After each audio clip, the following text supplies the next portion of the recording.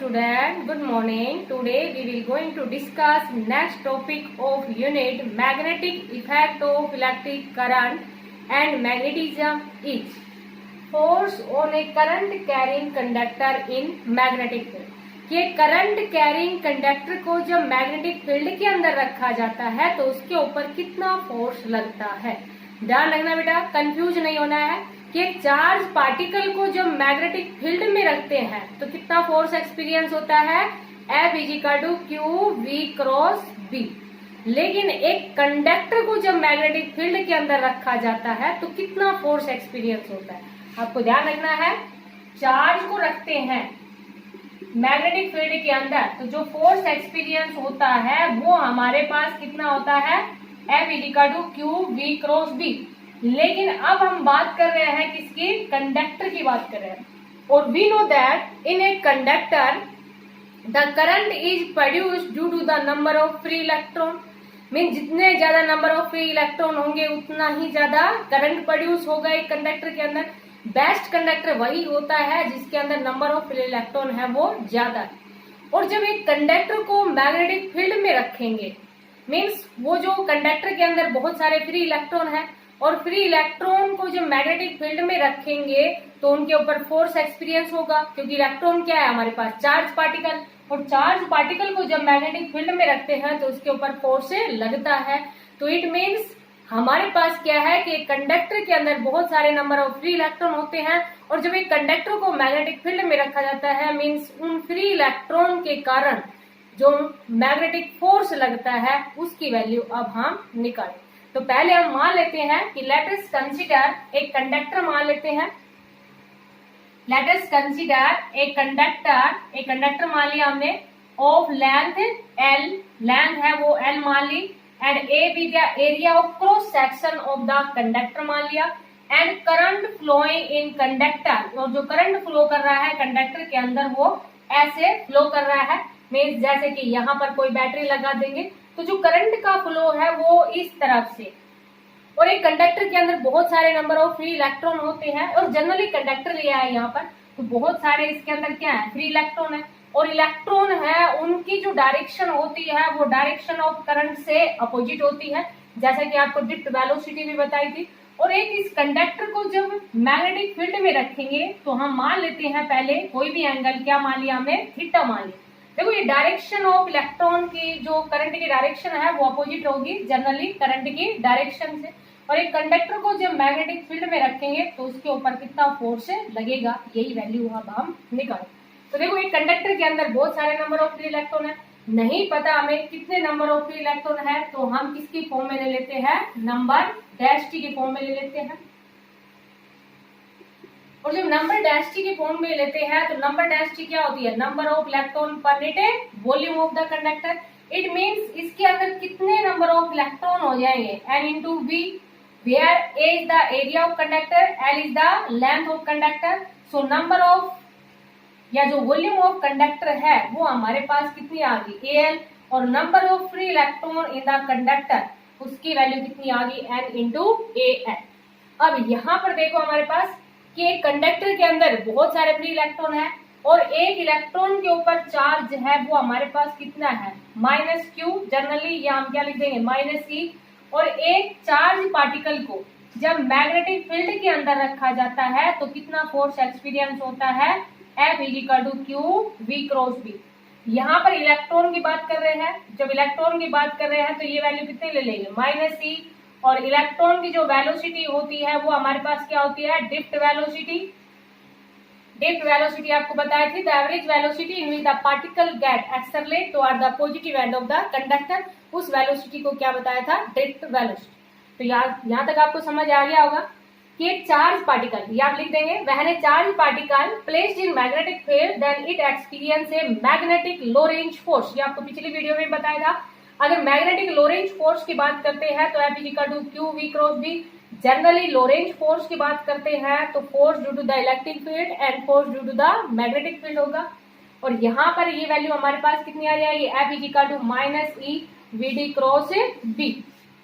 तो देखो ये तो एक इलेक्ट्रॉन के द्वारा फोर्स लगा है और यहाँ पर हमारे पास कितने इलेक्ट्रॉन है, N into AL है। तो जो टोटल फोर्स है उसको हम इससे रिप्रेजेंट कर देते हैं। तो टोटल फोर्स है वो किसके इक्वल आ गया, N इंटू एफ के इक्वल आ गया। Means total force due to the number of electron in a conductor, वो हमारे पास किसके इक्वल आया, F is equal to L into F. तो यहाँ पर देखो N की वैल्यू कितनी है, NaL, और यहाँ ये हमारे पास वैल्यू कितनी आ गई, minus E V D cross B. ये भी आपको समझ में आ गया होगा यहाँ तक। F है वो किसके इक्वल आ गया, माइनस ANALE क्रॉस बी। और वी नो दैट, यहाँ तक समझ में आ गया होगा। देखो हमने क्या आपको लिखना कैसे है। स्टार्टिंग में हम मान लेंगे कि एक कंडक्टर के अंदर there are large number of free electron और when a charge particle placed in magnetic field then it experience force. और यहाँ पर जो इलेक्ट्रॉन है उसके ऊपर चार्ज कितना होता है, माइनस ई होता है। तो हम मान लेंगे कि द इलेक्ट्रॉन या the conductor is placed in magnetic field such that it makes an angle theta. कोई भी एंगल कितना बना रहा है, थीटा बना रहा है। और there are large number of free electron, नहीं पता कितने हैं, तो एन हमारे पास क्या है, number density of A electron है। नंबर डेंसिटी ऑफ इलेक्ट्रॉन क्या होती है, number of electron per unit है वॉल्यूम ऑफ कंडक्टर, और वॉल्यूम ऑफ कंडक्टर है वो हमारे पास कितनी है, AL। तो नंबर ऑफ फ्री इलेक्ट्रॉन है वो कितनी हो गए, N इंटू AL। और एक इलेक्ट्रॉन के द्वारा जो फोर्स लगता है वो कितना लगता है, F is equal to minus E V D cross B. और कितने नंबर ऑफ इलेक्ट्रॉन है, N। तो यहाँ NaLe V D cross B आ गया। और वी नो दैट, अब देखो यहाँ पर, यहाँ माइनस साइन का मतलब क्या है कि जो चार्ज होता है इलेक्ट्रॉन के ऊपर वो कैसा होता है, नेगेटिव। मैं इसको रफ करती हूँ, समझ में आ गया होगा यहाँ तक। अब देखो हमारे पास जो वैल्यू है वो कितनी आ गई, minus NaLe V D cross B आ गई। वी नो, ये हम जानते हैं, the relation between current and drift velocity I equal to कितना होता है, NeaVd होता है। और यहाँ नेगेटिव साइन इंडिकेटेड दैट, यहाँ पर क्या लिख देंगे, ये जो नेगेटिव साइन है, negative sign indicates that the direction of a electron या direction of current due to electron या direction of electron is opposite to that of current, opposite to that of a current। कि जो यहाँ पर electron है उनकी जो direction होती है वो अपोजिट होती है किससे, करंट से। तो ये I इज इक्वल टू कितना हो गया, NeaVd हो गया। अब देखो यहाँ पर दोनों तरफ हम किससे मल्टीप्लाई कर दे, L से मल्टीप्लाई कर दे, तो ये करंट एलिमेंट बन जाता है। ये भी हम डिस्कस कर चुके हैं।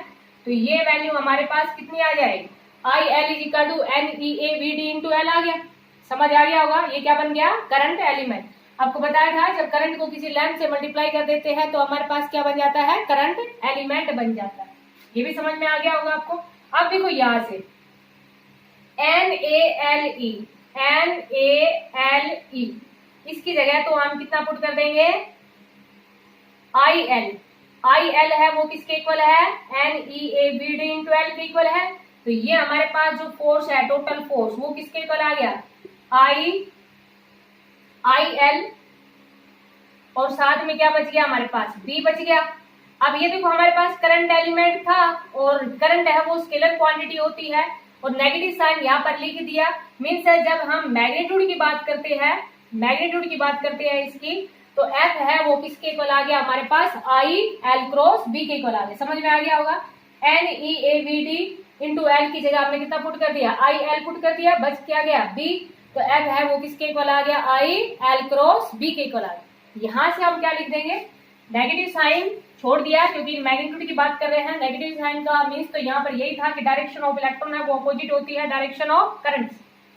समझ आ गया होगा ये। तो देखो यहाँ से हमारे पास जो फोर्स है वो किसके इक्वल आ गया, IL क्रॉस B के इक्वल आ गया। मीन्स हम इसको क्या लिख देंगे, F is equal to ILB sine of theta लिख दिया। क्योंकि जनरली एंगल हमने क्या लिया था कि जो करंट एलिमेंट है वो मैग्नेटिक फील्ड के साथ कितना एंगल बना रहा है, थीटा एंगल बना रहा है। नहीं, अब हम पुट कर लेंगे, इफ थीटा है उसको कितना ले लिया, 0 डिग्री। मीन्स जहां जिधर करंट एलिमेंट था हमारे पास, मीन्स जहां कंडक्टर है वो उसको उसी डायरेक्शन में रख दिया जिस डायरेक्शन में मैग्नेटिक फील्ड है। इसका मतलब क्या हुआ कि conductor is placed in direction of magnetic field, और जब उसी डायरेक्शन के अंदर रखेंगे तो थीटा की वैल्यू कितनी है, 0। तो force acting on the conductor कितना आ गया हमारे पास, करंट कैरिंग कंडक्टर के ऊपर जो मैग्नेटिक फील्ड है या जो मैग्नेटिक फोर्स है वो कितना आ गया, 0। अगर 180 डिग्री रखेंगे तब भी वैल्यू हमारे पास क्या आएगी, 0। It means when a conductor is placed in parallel और anti parallel direction of magnetic field then force experience on a current carrying conductor is 0। समझ आ गया होगा। और when the conductor is placed in perpendicular to the direction of magnetic field then maximum force experience by the particle, तो हमारे पास क्या लगेगा, maximum force लगेगा। और यही हम ऐसा करते हैं, करेंगे भी आगे आप, जैसे मूविंग कॉइल गैलोमीटर लेंगे, ये आपके पास एक बीच में आर्टिकल बच गया था साइक्लोट्रॉन, तो इनके अंदर हम क्या करेंगे कि जो मैग्नेटिक फील्ड है उसको परपेंडिकुलर डायरेक्शन में बताएंगे। इसलिए ये आर्टिकल पहले आपको करवाया है कि when a conductor placed in perpendicular to the direction of a magnetic field then it experience maximum force, तो क्या करेगा, वो मैक्सिमम फोर्स है वो एक्सपीरियंस करेगा। और मैक्सिमम फोर्स है वो किसके इक्वल आ जाएगा, F इक्वल टू ILB के इक्वल आ जाएगा। अब यहाँ पर हम कुछ इसके बारे में मीन्स इसके जो स्पेशल केसेज है उनके बारे में इंपोर्टेंट डिस्कशन है वो डिस्कस करते हैं।